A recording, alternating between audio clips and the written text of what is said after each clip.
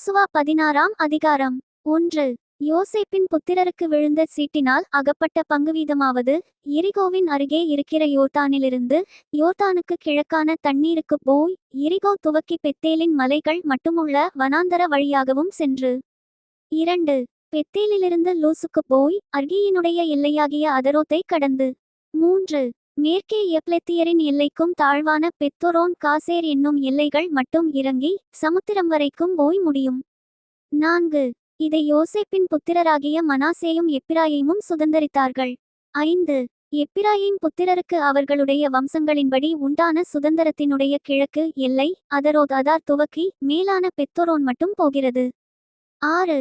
மேற்கு எல்லை மிக்மேத்தாத்திற்கு வடக்காகச் சென்று கிழக்கே தானாத்சீலோவுக்கு திரும்பி அதை யனோகாவுக்கு கிழக்காக கடந்து 7. யனோகாவிலிருந்து அதரோத்திற்கும் நகராத்திற்கும் இறங்கி எரிகோவின் அருகே வந்து யோர்தானுக்கு செல்லும். 8.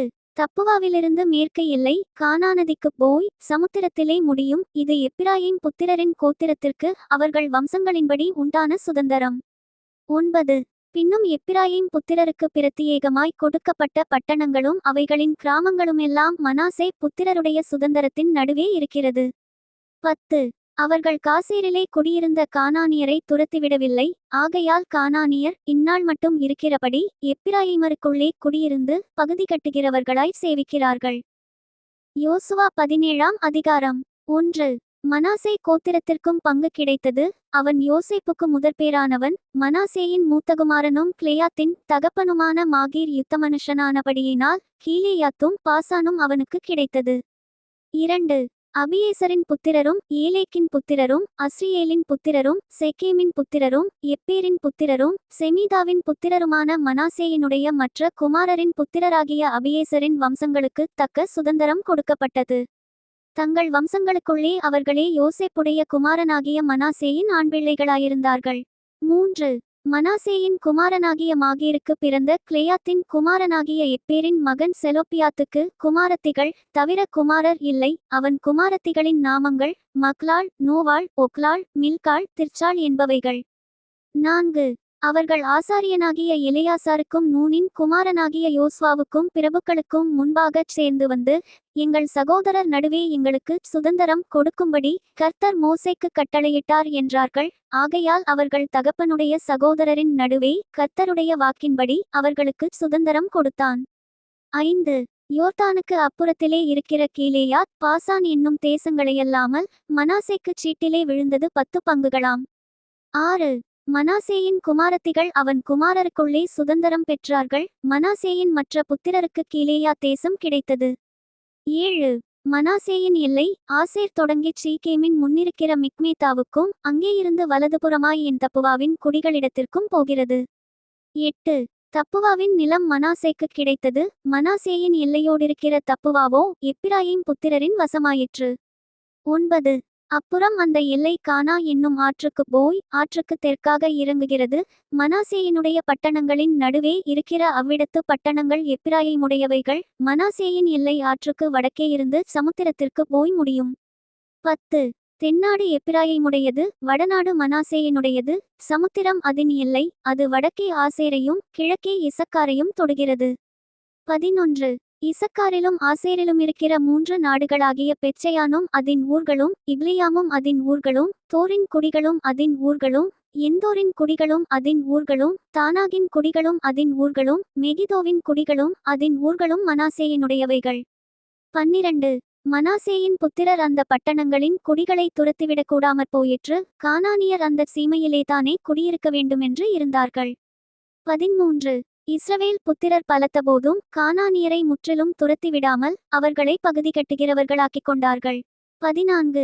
யோசேப்பின் புத்திரர் யோசுவாவை நோக்கி, கர்த்தர் எங்களை இதுவரைக்கும் ஆசீர்வதித்து வந்ததினால் நாங்கள் ஜனம் பெருத்தவர்களாயிருக்கிறோம். நீர் எங்களுக்கு சுதந்தரமாக ஒரே வீதத்தையும் ஒரே பங்கையும் கொடுத்தது என்ன என்று கேட்டார்கள். 15. அதற்கு யோசுவா, நீங்கள் ஜனம் பெருத்தவர்களாயும் எப்பிராயீம் மலைகள் உங்களுக்கு நெருக்கமாயுமிருந்தால் பெரிசியர் ரெப்பாயிமியர் குடியிருக்கிற காட்டு தேசத்துக்கு போய் உங்களுக்கு இடம் உண்டாக்கிக் கொள்ளுங்கள் என்றான். 16. அதற்கு யோசேப்பின் புத்திரர், மலைகள் எங்களுக்கு போதாது, பள்ளத்தாக்கு நாட்டிலிருக்கிற பெச்சையானிலும் அதின் ஊர்களிலும் எஸ்ரேல் பள்ளத்தாக்கிலும் குடியிருக்கிற எல்லா கானானியரிடத்திலும் இரும்புரதங்கள் உண்டு என்றார்கள். 17. யோசுவா யோசேப்பு வம்சத்தாராகிய எப்பிராயீமியரையும் மனாசேயரையும் நோக்கி, நீங்கள் ஜனம் வெறுத்தவர்கள், உங்களுக்கு மகா பராக்கிரமமும் உண்டு, ஒரு பங்கு மாத்திரம் அல்ல, மலை தேசமும் உங்களுடையதாகும். 18. அது காடானபடியினாலே அதை வெட்டித் திருத்துங்கள், அப்பொழுது அதின் கடையாந்தர மட்டும் உங்களுடையதாயிருக்கும். கானானியருக்கு இரும்பு ரதங்கள் இருந்தாலும் அவர்கள் பலத்தவர்களாயிருந்தாலும் நீங்கள் அவர்களை துரத்திவிடுவீர்கள் என்றான். யோசுவா 18ஆம் அதிகாரம். 1. இஸ்ரவேல் புத்திரரின் சபையெல்லாம் சீலோவிலே கூடி அங்கே ஆசரிப்பு கூடாரத்தை நிறுத்தினார்கள். தேசம் அவர்கள் வசமாயிற்று. 2. இஸ்ரவேல் புத்திரரில் தங்கள் சுதந்தரத்தை இன்னும் பங்கிட்டுக் கொள்ளாத 7 கோத்திரங்கள் இருந்தது. 3. ஆகையால் யோசுவா இஸ்ரவேல் புத்திரரை நோக்கி, உங்கள் பிதாக்களின் தேவனாகிய கர்த்தர் உங்களுக்கு கொடுத்த தேசத்தை சுதந்தரித்துக் கொள்ளப் போகிறதற்கு நீங்கள் எந்த மட்டும் அசதியாயிருப்பீர்கள். 4. கோத்திரத்திற்கு 3 மனுஷரை தெரிந்து கொள்ளுங்கள், அவர்கள் எழுந்து புறப்பட்டு தேசத்திலே சுற்றித்திரிந்து அதை தங்கள் சுதந்தரத்திற்கு தக்கதாக விவரமாய் எழுதி என்னிடத்தில் கொண்டுவரும்படி அவர்களை அனுப்புவேன். 5. அதை 7 பங்காக பகிரக்கடவர்கள், யூதா வம்சத்தார் தெற்கே இருக்கிற தங்கள் எல்லையிலும் யோசேப்பு வம்சத்தார் வடக்கே இருக்கிற தங்கள் எல்லையிலும் நிலைத்திருக்கட்டும். 6. நீங்கள் தேசத்தை 7 பங்காக விவரித்து எழுதி இங்கே என்னிடத்தில் கொண்டு வாருங்கள், அப்பொழுது இவ்விடத்திலே நம்முடைய தேவனாகிய கர்த்தருடைய சந்நிதியில் உங்களுக்காகச் சீட்டு போடுவேன். 7. லேவியருக்கு உங்கள் நடுவே பங்கில்லை, கர்த்தருடைய ஆசாரிய பட்டமே அவர்கள் சுதந்தரம். காத்தும் ரூபனும் மனாசேயின் பாதி கோத்திரமும் யோர்தானுக்கு அப்புறத்திலே கிழக்கே கர்த்தரின் தாசனாகிய மோசே தங்களுக்கு கொடுத்த தங்கள் சுதந்தரத்தை அடைந்து தீர்ந்தது என்றான். 8. அப்பொழுது அந்த மனுஷர் எழுந்து புறப்பட்டு போனார்கள். தேசத்தை குறித்து விவரம் எழுதப்போகிறவர்களை யோசுவா நோக்கி, நீங்கள் போய் தேசத்திலே சுற்றித்திரிந்து அதின் விவரத்தை எழுதி என்னிடத்தில் திரும்பி வாருங்கள், அப்பொழுது இங்கே சீலோவிலே கர்த்தருடைய சந்நிதியில் உங்களுக்காகச் சீட்டு போடுவேன் என்று சொன்னான். 9. அந்த மனுஷர் போய் தேசம் எங்கும் அந்தந்த பட்டணங்களின்படியே 7 பங்காக ஒரு புஸ்தகத்தில் எழுதி கொண்டு சீலோவில் இருக்கிற பாளையத்திலே யோசுவாவினிடத்தில் வந்தார்கள். 10. அப்பொழுது யோசுவா அவர்களுக்காகச் சீலோவிலே கர்த்தருடைய சந்நிதியில் சீட்டு போட்டு அங்கே இஸ்ரவேல் புத்திரருக்கு தேசத்தை அவர்கள் பங்குவீதப்படி பங்கிட்டான். 11. பென்யமீன் புத்திரருக்கு அவர்களுடைய வம்சங்களின்படியே அவர்களுடைய கோத்திரத்துக்குச் சீட்டு விழுந்தது. அவர்கள் பங்கு வீதத்தின் எல்லையானது யூதா புத்திரருக்கும் யோசேப்பு புத்திரருக்கும் நடுவே இருந்தது. 12. அவர்களுடைய வட எல்லை யோர்தானிலிருந்து வந்து எரிகோவுக்கு வடபக்கமாய்ச் சென்று அப்புறம் மேற்கே மலையில் ஏறி பெத்தாவேன் வனாந்தரத்தில் போய் முடியும். 13. அங்கேயிருந்து அந்த எல்லை பெத்தேலாகிய லூசுக்கு வந்து லூசுக்கு தென்பக்கமாய் போய் அதரோததாருக்கு தாழ்வான பெத்தோரோனுக்கு தெற்கே இருக்கிற மலையருகே இறங்கும். 14. அங்கேயிருந்து எல்லை மேற்கு மூலைக்கு பெத்தோரோனுக்கு எதிரே தெற்காக இருக்கிற மலைக்கு தென்புறமாய் போய் திரும்பி கீரியாத்பாகால் எண்ணப்பட்ட யூதா புத்திரரின் பட்டணமாகிய கீரியாத்தேயாரீம் அருகே போய் முடியும். இது மேற்கு எல்லை. 15. தென் எல்லை கீரியாத்தேயாரீமின் முடிவிலிருக்கிறது. அங்கேயிருந்து எல்லை மேற்கே போய் நெத்தோவாவின் நீரூட்டிற்குச் சென்று. 16. அங்கேயிருந்து இராட்சதரின் பள்ளத்தாக்கில் வடக்கே இருக்கிற இன்னோமுடைய குமாரரின் பள்ளத்தாக்குக்கு எதிரான மலையடிவாரத்திற்கு இறங்கி அப்புறம் தெற்கே எப்பூசியருக்கு பக்கமான இன்னோமின் பள்ளத்தாக்குக்கும் அங்கேயிருந்து என்ரோகேலுக்கும் இறங்கி வந்து. 17. வடக்கே போய் என்சேமேசுக்கும் அங்கேயிருந்து அதும்மீம் மேட்டுக்கு எதிரான கெலிலோத்திற்கும் அங்கேயிருந்து ரூபன் குமாரனாகிய போகனின் கல்லினிடத்திற்கும் இறங்கி வந்து. 18.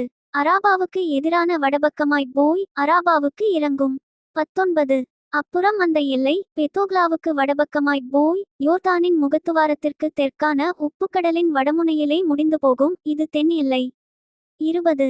கிழக்கு புறத்தின் எல்லை யோர்தானே, இது பென்யமீன் புத்திரருக்கு அவர்களுடைய வம்சங்களின்படி சுற்றிலும் இருக்கிற எல்லைகளுக்குள்ளான சுதந்தரம். 21.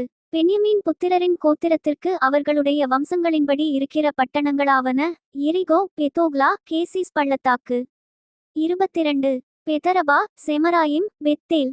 23. ஆவீம், பாரா, ஓப்ரா. 24.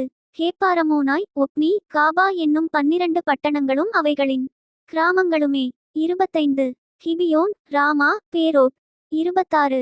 மிஸ்பே, கெப்பிரா, மோச்சா. 27. ரெக்கேம், இர்பெயேல், தாராலா. 28. சேலா, ஏலேப், எருசலேமாகிய எப்பூசி, கீபேயாத், கீரேயாத் என்னும் 14 பட்டணங்களும் அவைகளின் கிராமங்களுமே பென்யமீன் புத்திரருக்கு அவர்கள் வம்சங்களின்படி இருக்கிற சுதந்தரம் இதுவே. Thank you.